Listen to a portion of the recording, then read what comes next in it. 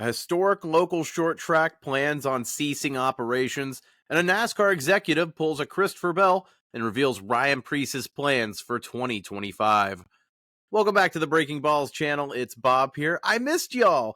Sorry for the lack of uploads the last week. I've been out of town. Life's gotten in the way, but there's going to be some studio changes, some channel changes moving forward at the channel. I'm excited to talk about in the future, but stay in the loop here. Subscribe to the channel for all NASCAR related info. I'll be here for Martinsville as the round of 8 concludes next weekend. It's like I missed anything major last week anyway, right? Anyway, I'm excited to talk about the channel updates in the future. You'll have to stay tuned for that, but let's go ahead and jump into the news cycle here. It was announced today that Irwindale Speedway, a historic half-mile short track outside of Los Angeles, California, also has a drag strip hosting an HRA event. It hosted 2 NASCAR ARCA Menards Series West events in 2024 alone, as well as a myriad of other motorsports events in the greater Los Angeles area. It's known as the House of Drift in some communities as well. It's a great short track and one that's a dying breed in this country, and unfortunately, it's a sign of the times, as Irwindale has announced today that they'll be ceasing operations at the end of the 2024 season. Irwindale President Tim Huddleston released a press statement detailing how they plan on having a final event extravaganza on December the 21st, the 25th year anniversary of the Irwindale Speedway as they opened in 1999, but it seems like they'll be ceasing operations at the end of the year. Huddleston released a statement, quote, "Irwindale has been more than just a track. It's been home and a gathering place for racing enthusiasts worldwide. On behalf of my wife Lisa and our partners Bob and Maureen Bruncati, we extend heartfelt thanks to our fans, racers, sponsors, and the city of Irwindale for their unwavering support over the past 25 years. We're grateful for every moment and memory we've shared as a community." And for you Los Angeles and Southern California racing fans, I'm sorry you're losing another track. You've had Riverside go away. You had the Clash of the Coliseum, of course, leaving after this year after their 3rd year in LA. And of course, don't even get me started on the debacle that is the 2-mile track at Fontana. They're supposedly making into a short track while they develop warehouses around the area.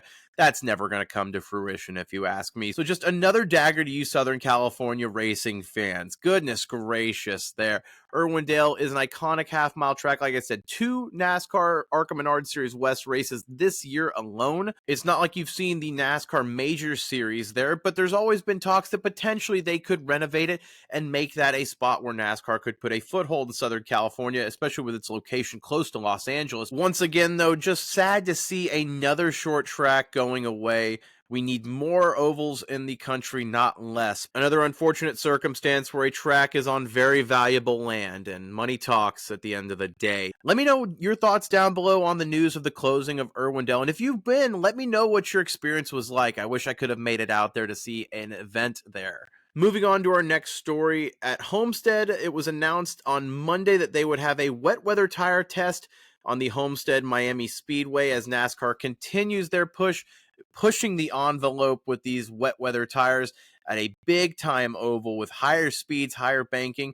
And on Monday, they had 3 different drivers testing: Alex Bowman in the 48, John Hunter Nemechek in the Legacy 42, and Ryan Preece in the RFK number 6. Even though he is still technically with Stewart-Haas, it's all but foregone that he will be in a 3rd chartered entry with RFK next year, fully sponsored by Kroger as they leave JTD Geordi. If you ask me, I think they're just waiting for the contract to fully go out with JTD before they can announce that, but it seems like it's a foregone conclusion. Ryan Preece will be in a 3rd chartered entry. NASCAR's Brad Moran was recapping the Goodyear tire test on their Sirius XM channel and may have let something slip about Ryan Preece's 2025 plans. Goodyear's done just a fabulous job with the tires. So at Homestead, we had the 42 car with John Hunter in it, 48 with Bowman, and then Preece was in the 60 car, which is his drive for next year. So there you have it. Ryan Preece is in the RFK number 60 next year. That go ahead and settles that. This is not news. Again, I did a video on this weeks ago, and it sounds like it's all but foregone that this is going to be a charter that is either rented or bought from Rick Ware Racing, presumably that 15 that they've had as an open entry with Kaz Grala, sometimes behind the wheel, sometimes Cody Ware. They have a technical alliance with Rick Ware Racing, so I think it works out for both parties there as Rick Ware gets some cash and some maybe more technical savviness as they get to focus on just one car with potentially Corey LaJoie in that 51. And for RFK, they get a third entry as Ryan Preece gets a full-time ride once again. They have a veteran driver there. He stays in the Ford family there. Everyone thought Justin Haley would be that third driver if they ever got a car, but it sounds like he is in a contract with Spire/Hendrick Motorsports for 2025 and beyond.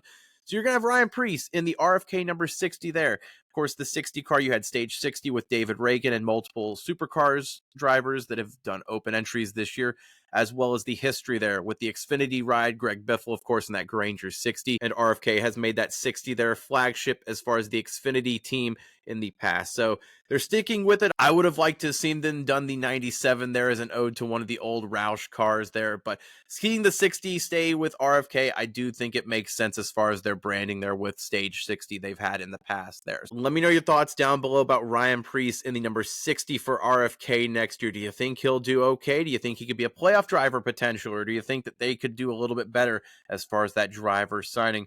And again, subscribe for more NASCAR news. Like this video, it helps me out a ton. And I did miss y'all. It's good to be back. I promise I'll be covering all the Martinsville action this weekend and all the news as far as NASCAR goes moving forward here at Breaking Ball. Stay tuned for more. And again, thanks for watching. I'll see you soon.